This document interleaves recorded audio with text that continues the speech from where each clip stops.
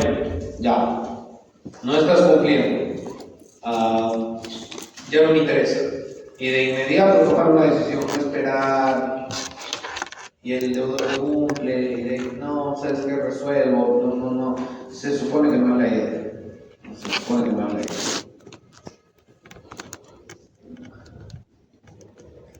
Entonces, mientras el deudor no cumpla y ya está demorado, el acreedor, por el 1337, debiera tomar una decisión drástica. ¿Lo va a esperar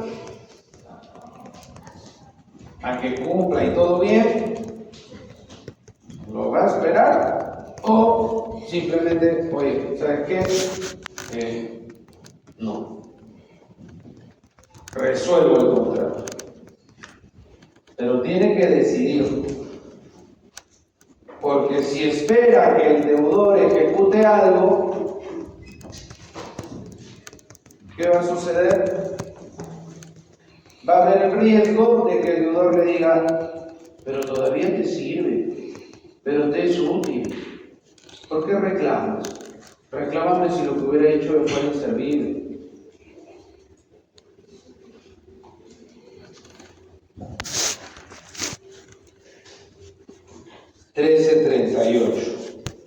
El 1338 es una regla novedosa en comparación a los dos códigos civiles anteriores, el del 36 o el de 1852.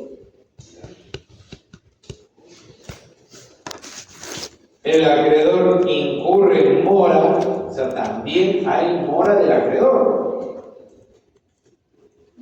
No solamente va a haber mora del deudor que se demora, valga la redundancia, del deudor que se está haciendo tarde. También existe la figura, también existe la categoría de la mora del acreedor. El acreedor incurre en mora cuando sin motivo legítimo se niega a aceptar la prestación ofrecida o no cumple con practicar los actos necesarios para que se pueda ejecutar la obligación. Repito, el acreedor incurre en mora cuando sin motivo legítimo se niega a aceptar la prestación ofrecida. O sea, le quieren pagar y no cumple. Ya habíamos hablado de este tema en el pago por consignación. Cuando un acreedor simple y llanamente no quiere recibir la prestación o no cumple con practicar los actos necesarios para que se pueda ejecutar la obligación. Por ejemplo, ¿no? El abogado llega a un acuerdo, todo bien, pero su cliente no le alcanza los documentos necesarios para presentar el recurso, presentar el escrito que pudiera corresponder. El cliente solo le alcanzó copia simple. El abogado le dice, oye, pero las copias certificadas o los originales, y el cliente se demora.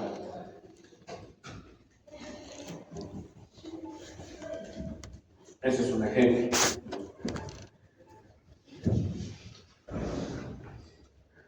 El acreedor en mora, dice, queda obligado a indemnizar los daños y perjuicios derivados de su retraso. Bueno, en el caso que estoy proponiendo, el gran perjudicado es el cliente. El gran perjudicado, repito, insisto, es el cliente.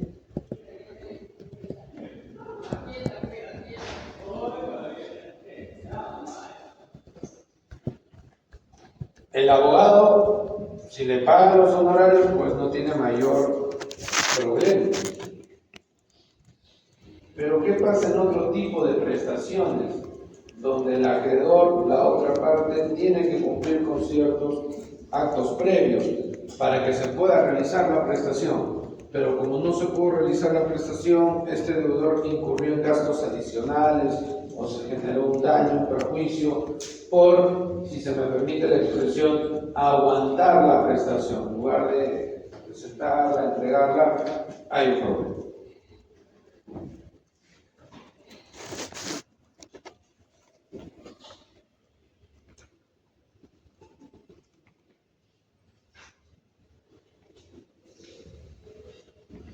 El acreedor in mora queda obligado entonces a indemnizar todos los problemas que cause su retraso. El acreedor in mora asume los riesgos por la imposibilidad de cumplimiento de la obligación, salvo que obedezca dolo o culpa inexcusable del deudor. El acreedor in mora asume los riesgos por la imposibilidad de cumplimiento de la obligación, salvo que obedezca a dolo o culpa inexcusable del deudor. Entonces, si el incumplimiento se vuelve problemático por causa de que el acreedor ha generado estas demoras, evidentemente todas las consecuencias negativas las va a cargar el acreedor, ¿no? Entonces, doctores, hay que tener en cuenta esa situación. No solamente pensemos en el retraso de un deudor, sino que el mismo acreedor también puede echar a perder todo con su comportamiento irregular.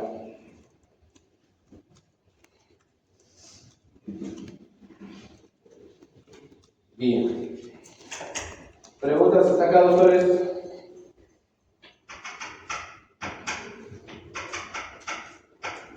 ¿Está claro? Listo.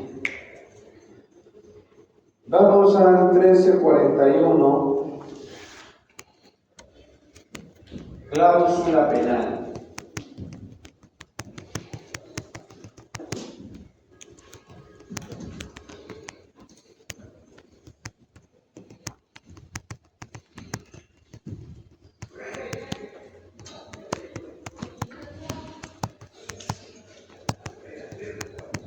Bueno, doctores, a ver, la cláusula penal es un mecanismo, en esencia, que nos permite, que nos ahorra actividad probatoria por daños y perjuicios. Nos ahorra actividad probatoria por daños y perjuicios. Entonces, el acreedor tiene un incumplimiento,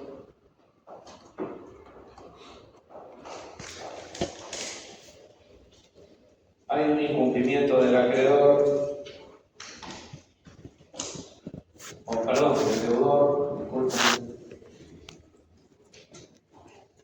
Y el acreedor reclama: oye, has incumplido. Y como hemos venido conversando, ¿no?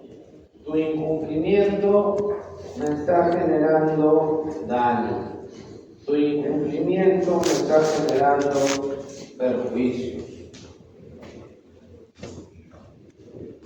Entonces hay un reclamo por eso de parte del acreedor. El deudor, con justa razón, va a decir, ¿no?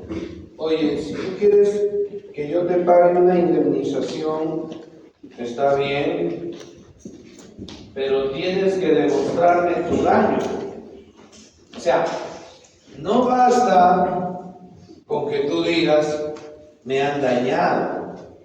Se supone que no basta con que tú digas, me han perjudicado. No basta con eso. No basta con que el deudor, que el acreedor diga, sostenga, he sufrido un daño, mi daño es tanto, págame. El acreedor tiene que demostrar el daño que ha sufrido. Ahora, que haya un tema probatorio sobre el asunto, ese es otro tema.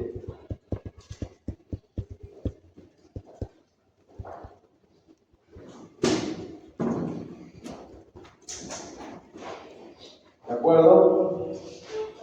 Que haya un debate sobre cómo acreditar, cómo demostrar el daño moral, por ejemplo, que se requiere pericia, no se requiere pericia. Ese es otro asunto. El punto está que de una u otra forma, el acreedor que dice que le han causado daños con el incumplimiento, ese acreedor tiene que demostrar esos daños.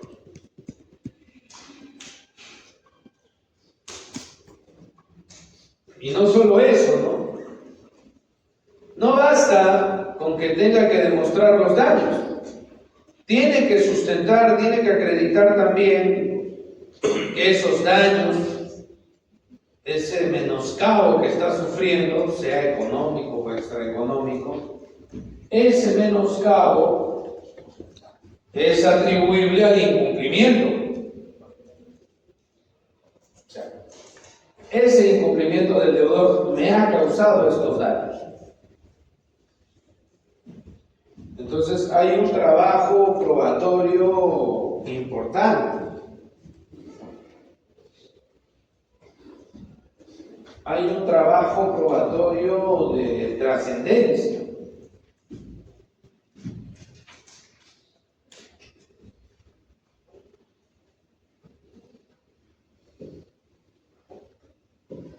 El deudor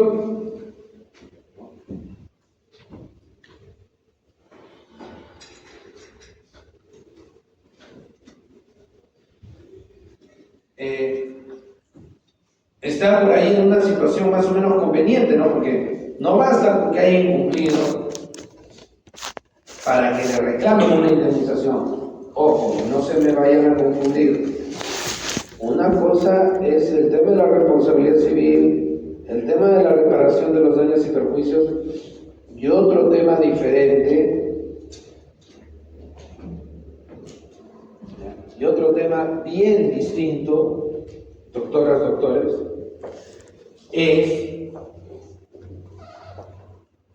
el mantenimiento del vínculo, o sea, si la relación, si la obligación se va a resolver o no.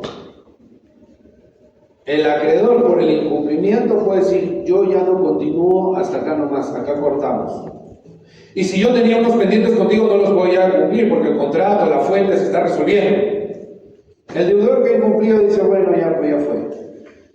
Claro, pero las prestaciones y demás que le pudieran tocar, bueno, ya fue todo. Eso es la resolución del contrato. El tema de la resolución ustedes ya lo van a ver en contratos. Estoy hablando ahorita de la indemnización, del dinero que el deudor tendría que desembolsar, la responsabilidad que el deudor tendría que asumir.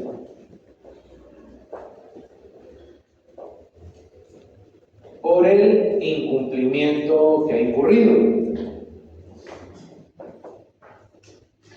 Entonces, para que le cobren eso, tiene que demostrarse el daño, la cuantía del daño, la dimensión del daño. Y no solo eso, ¿no? O sea, no basta con que el acreedor demuestre su desgracia, voy a decirlo así, sino que el acreedor también va a tener que demostrar, ¿qué cosa, doctores? Que ese daño, ese perjuicio es atribuible al incumplimiento del deudor. ¿Está conectado? Hay una chamba probatoria entonces más o menos grande. O sea, pobre acreedor, ¿no? Aparte de soportar el incumplimiento, ¿no? La defraudación por parte del deudor, que el deudor ha tenido un comportamiento que le defrauda. Si quiere conseguir una reparación por los perjuicios que ha sufrido, va a tener que hacer una actividad probatoria sobre esos perjuicios que existen y que los mismos han sido provocados o ocasionados por el incumplimiento del deudor. Hay una forma más o menos sencilla de liberarse de este problema. Una forma en la cual el acreedor ve que el deudor incumplió y de inmediato le cobra. Ya todo, sí, oye, incumpliste, paga. Y el acreedor no necesita más. El acreedor simplemente dice, ha incumplido, señor juez, y punto final.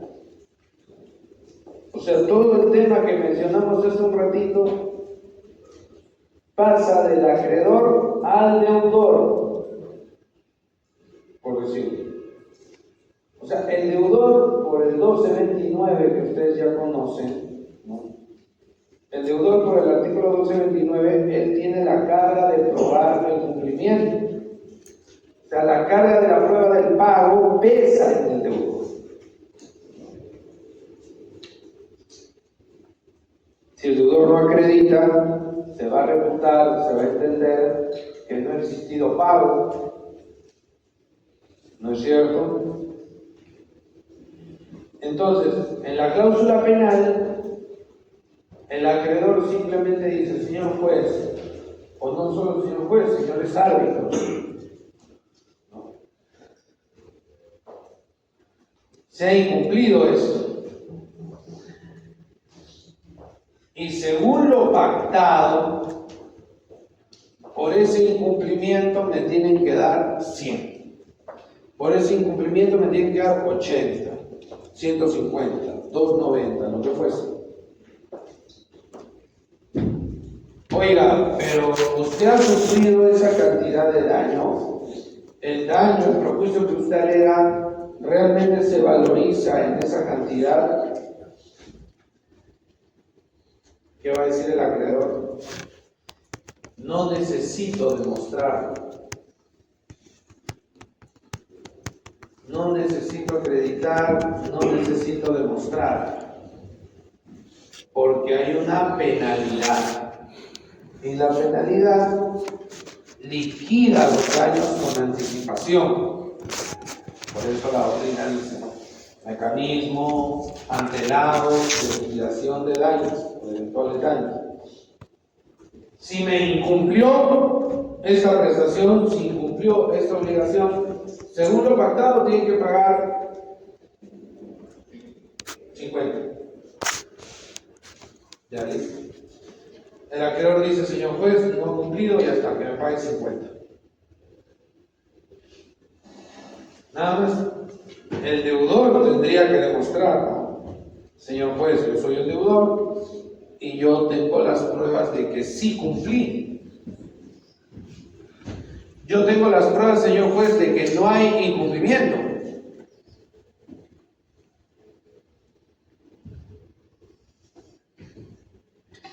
¿Me dejo entender? ¿Qué pasa si el deudor no puede demostrar que ha cumplido? Porque de verdad incumplió. Automáticamente tiene que pagar el monto de la penalidad. Entonces el acreedor simplemente dice, señor juez, hubo incumplimiento y hay una penalidad. La penalidad vale 100, que me pague 100, se acabó. ¿Qué sucede si el deudor cuestiona? Oye, pero tú no has sufrido daño por 100. Oye, es más, tú no has sufrido ningún daño. ¿Por qué me quieres cobrar? Ah, porque así está pactado. Se liquidó anticipadamente. Ahora, esa es una cara de la penalidad, ¿no? La penalidad tiene otra cara.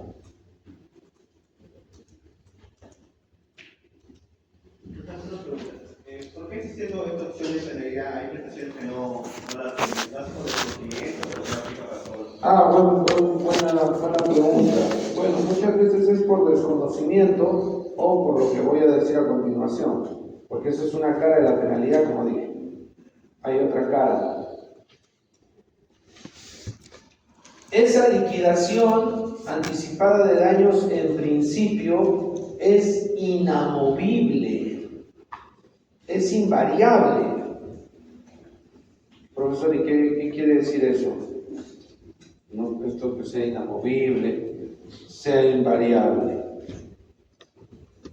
Sí, quiere decir lo siguiente, doctores: que sea inamovible, ¿no? Que sea intocable, ¿no? Ya. ¿Qué quiere decir esto?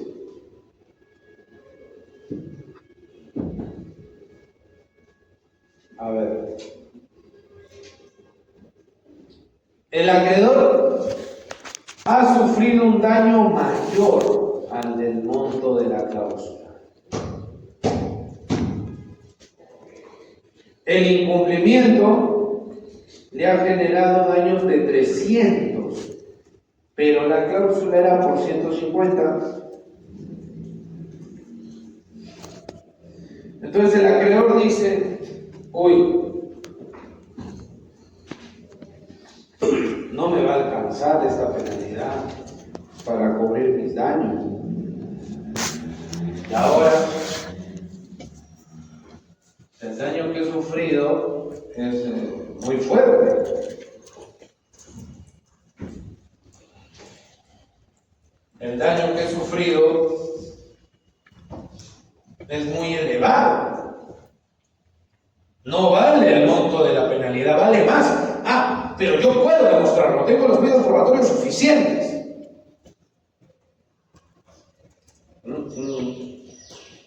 Solo puedes reclamar el monto de la penalidad. Pero mi daño es superior a piña. Ya se pactó una liquidación antelada. Si hay un incumplimiento de X, Y obligación, se paga este monto. Punto. Ni más, ni menos.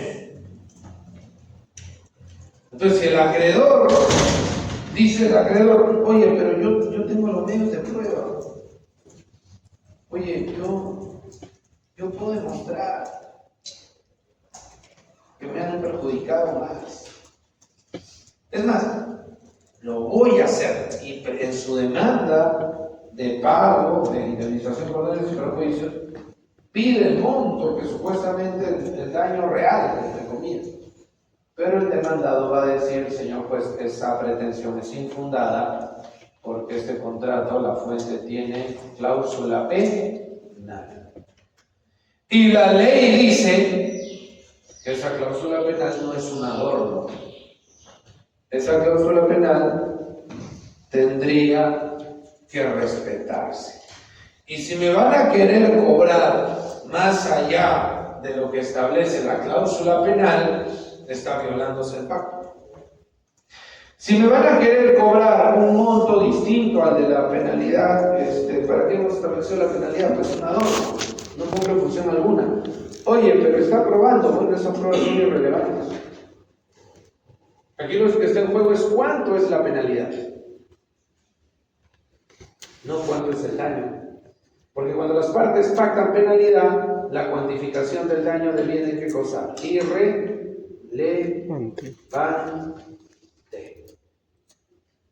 ¿Se entendió?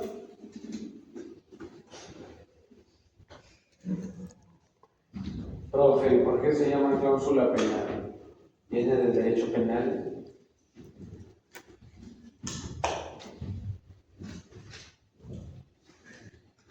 Alude, si se quiere, a la idea de sanción, pero yo quiero mencionarles algo. Dice, el pago de una penalidad tiene por efecto, ahí está la definición. Entonces, es una terminología común, corriente, por el hecho de que, bueno, incumples, pagas tanto. Tiene la apariencia de una sanción, pero en realidad no es tal.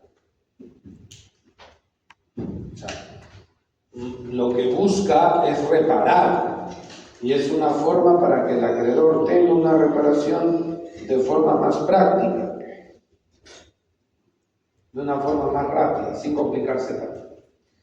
Bueno, vamos revisando el 1341. Dice, ¿no? El pacto por el que se acuerda que en caso de incumplimiento uno de los contratantes queda obligado al pago de una penalidad, tiene el efecto de limitar el resarcimiento a esta prestación, ya que se devuelva la contraprestación si la hubiere. El pacto por el que se acuerda que en caso de incumplimiento, uno de los contratantes queda obligado al pago de una penalidad, tiene el efecto de limitar el resarcimiento. ¿Te puedo pedir más? No, porque traicionaríamos el efecto limitante que establece la ley de forma expresa.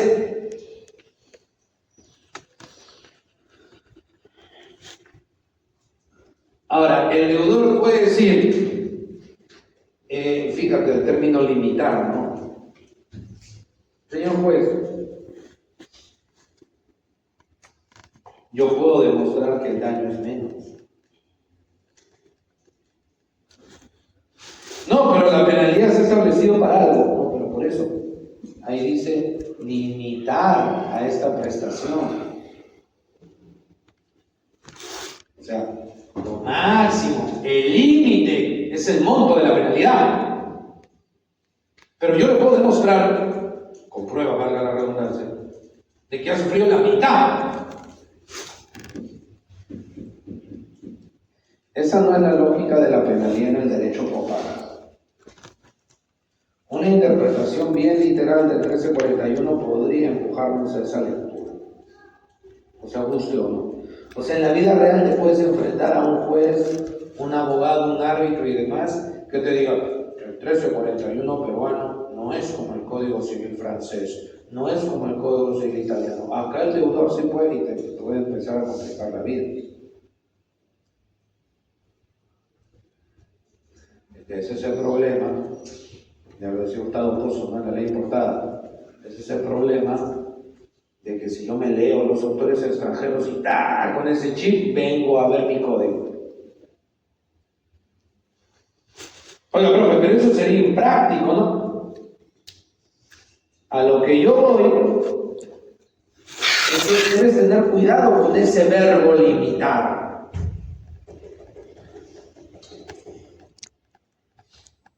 Una interpretación es la que te acabo de dar, que el deudor puede jugar y pedir no puedo limitar, yo puedo buscar que menos. El tema del 1341 es que no me pueden pedir de más, porque hay un límite, pero yo estoy planteando menos del límite. Eso evidentemente traiciona la función de liquidación antelada, que le asigna el derecho comparado en toda Europa a la cláusula penal. Entonces cuando dice el efecto de limitar, tendríamos que tener cuidado, ¿no? Limitar el resarcimiento de esta prestación, o sea, el resarcimiento es esta prestación de acá. O sea, limitar el resarcimiento es que es esa prestación y no otra cosa. Sería una forma de interpretar conforme a la función de liquidación anticipada que se le da en el derecho comparado. O sea, aquí yo me valdría del derecho comparado, si se quiere, hasta podríamos hablar de análisis económico del derecho, porque cuál es el chiste de una cláusula penal si se va a tener que liquidar siempre o el deudor siempre va a poder hacer actividad de liquidación. Entonces no pacto nada. Pero tienes que tener cuidado porque ese verbo limitar es muy propio del Código del 84. No está en el Código Civil italiano, no está en el Código Civil alemán. Ese es el problema cuando el legislador, no, yo no me voy a copiar, voy a poner mis propias palabras. Él la termina malogrando. Es que eso es cuando se quiere innovar sin conocimiento de causa. O sea, en una situación de ese tipo, mejor. Porque si no conozco bien la lógica de lo que está en juego, no me voy a cambiar palabras y más, bueno, ya en otro país ha salido esto, ya pues ya lo trasplantaré nomás porque si no la puedo malograr. Así de sencillo. Si se va a importar de forma, si se va a legislar de forma irreflexiva, bueno, ¿no?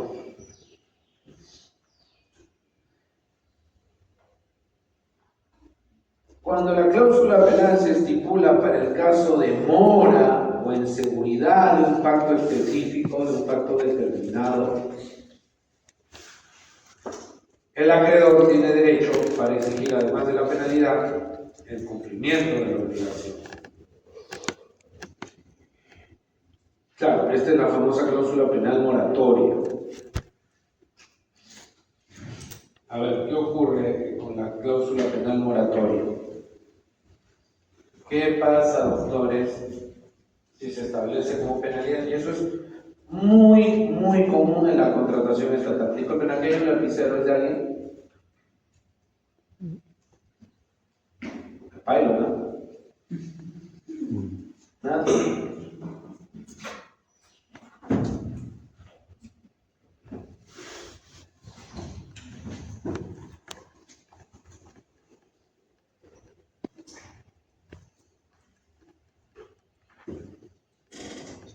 Por cada día que te demores, medio por ciento de penalidad del valor del contrato. Es la típica en la contratación pública. O sea, ahí prácticamente, ¿qué te están diciendo? Mira, te vamos a esperar. ¿Te quieres demorar? Demórate. No nos vamos a complicar. Pero por cada día que te demores, crack, crack, crack. Una penalidad. Eso es cláusula penal moratoria. En el alquiler, en el arrendamiento, por cada día de demora, un mes de renta, medio mes de renta, una semana de renta, en fin.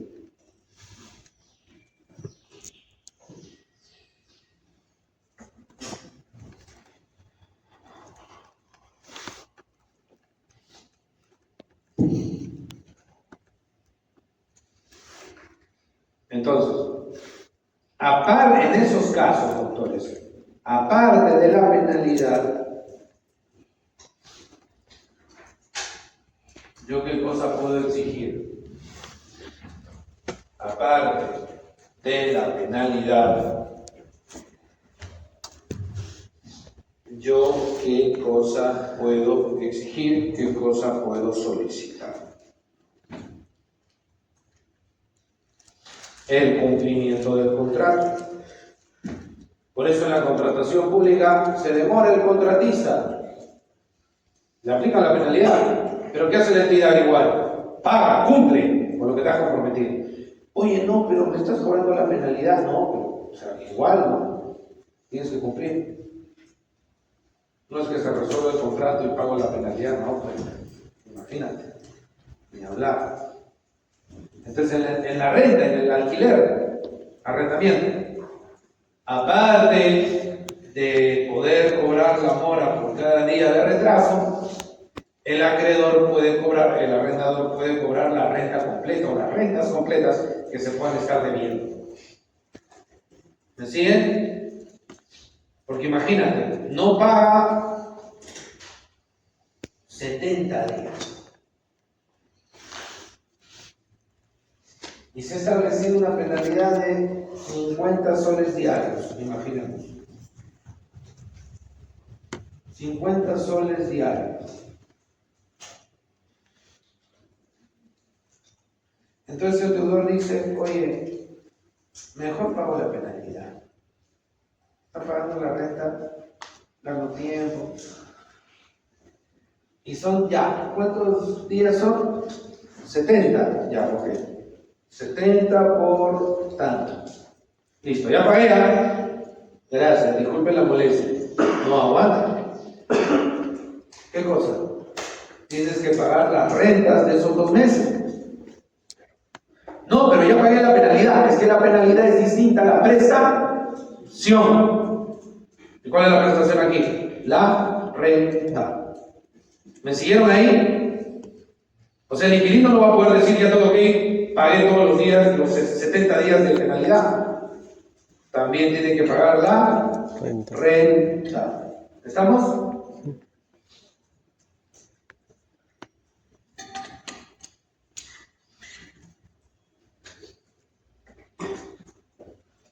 Para exigir la pena, sí, la penalidad puede llegar a ser incluso mayor que la prestación misma. Sí, claro. Por supuesto.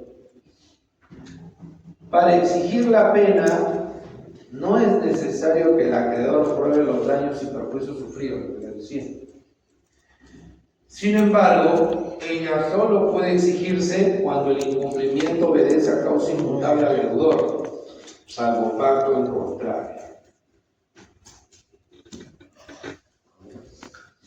salvo pacto en contrario.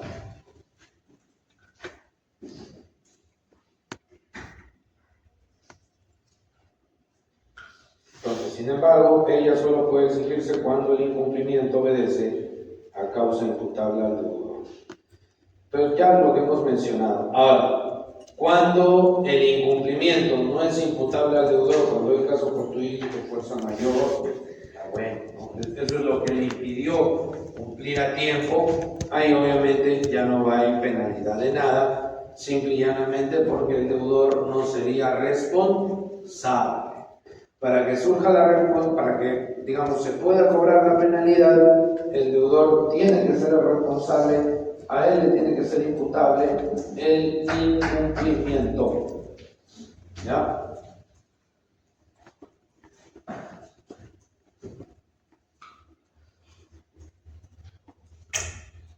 $13.44. La cláusula penal. No, perdón. Ya. La cláusula penal puede ser estipulada conjuntamente con la obligación o por acto posterior. ¿Yo estipulo obligaciones? No, muy bien. ¿Qué cosa estipulo?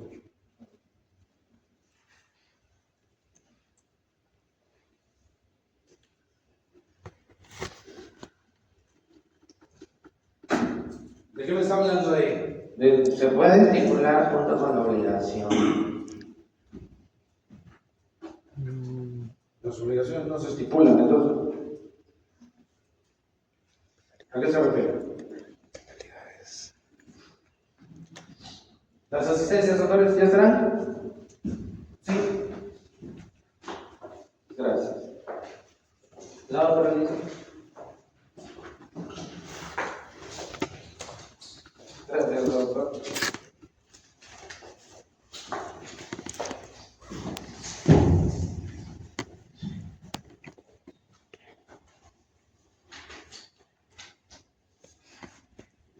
Vamos atrás. Díganos atrás adelante. Ay.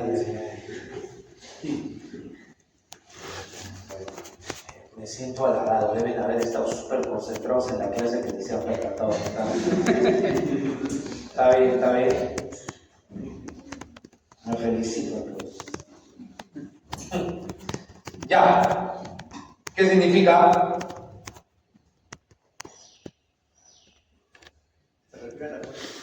Ya, ¿y cómo lo entendemos? La celebración del contrato. Ah, muy bien, doctor. Muy bien. Por favor, Edgar.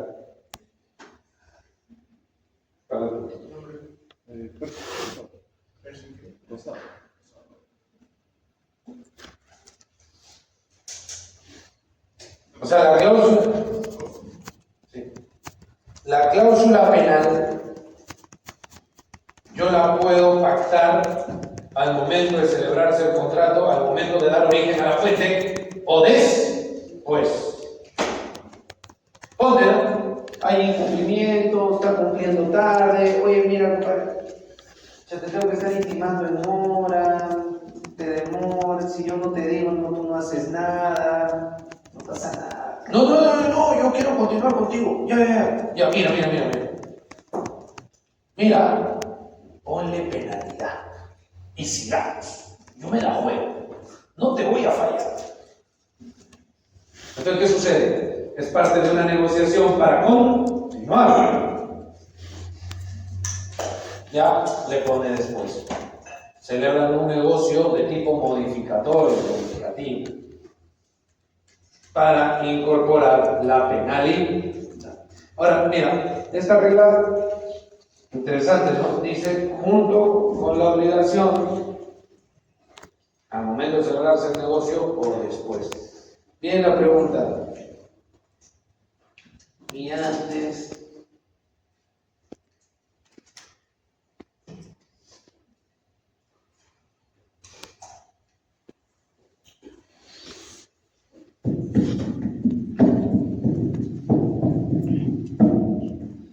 Como es una obligación accesoria, la penalidad es de tipo accesorio, un poquito complicado decir que tenga una existencia independiente. O sea, yo no podría pactar por separado la penalidad. O sea, antes que nazca la fuente, o sea, hablar de la penalidad sola no tiene mucho sentido. ¿Me dejan entender?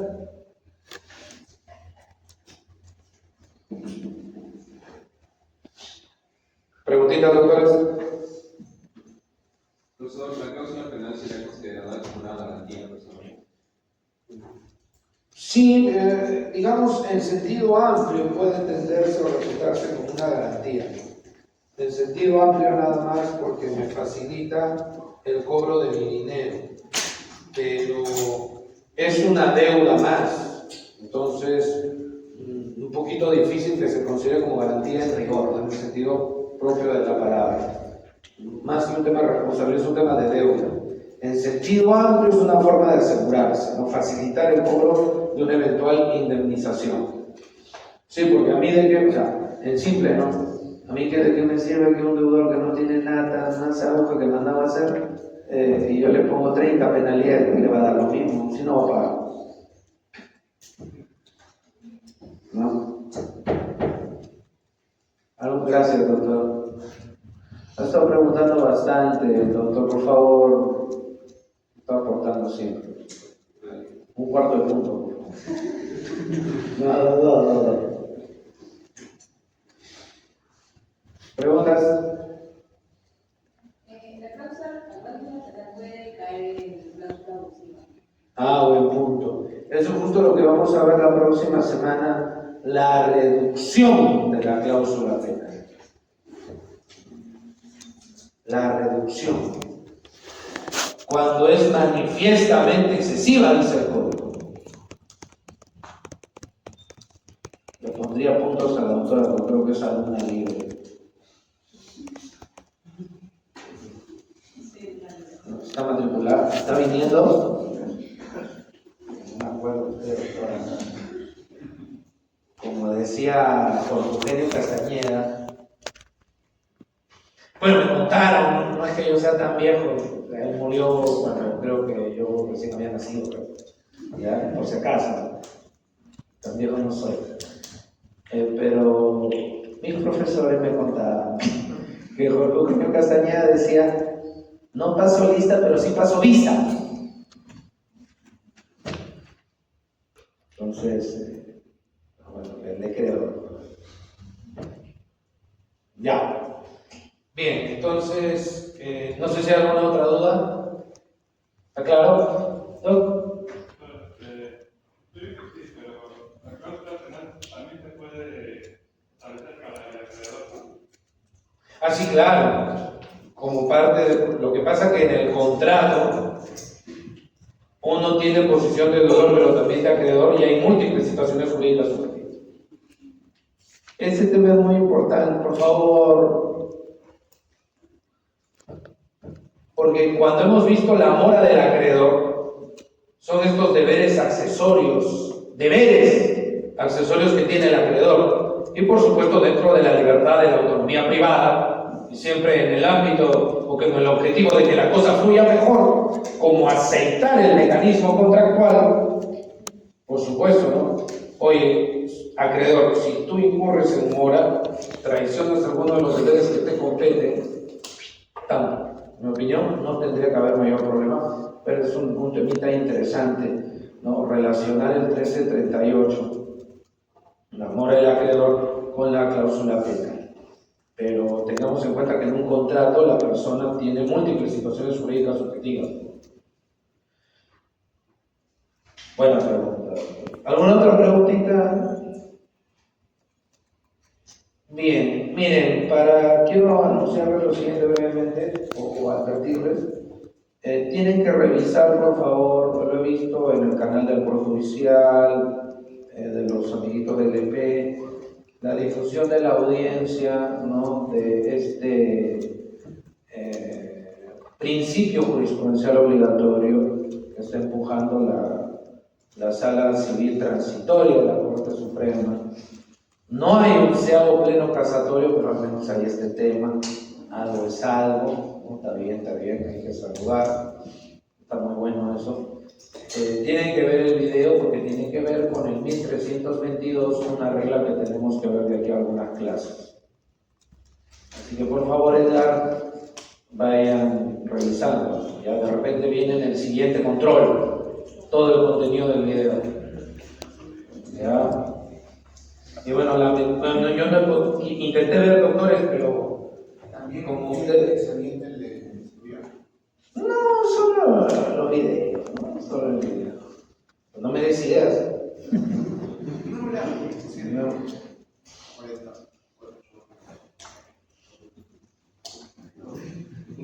Lo voy a pensar, pero de momento solo el videito completo.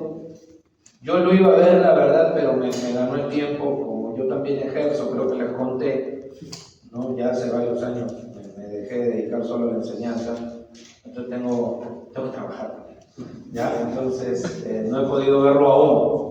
Bueno, voy a tratar de verlo a la brevedad posible, evidentemente, ya para poder discutirlo acá en clase y defender y criticar como siempre. ¿Ya? Bien, entonces doctores, ahí lo dejamos por hoy. Gracias. Hasta luego.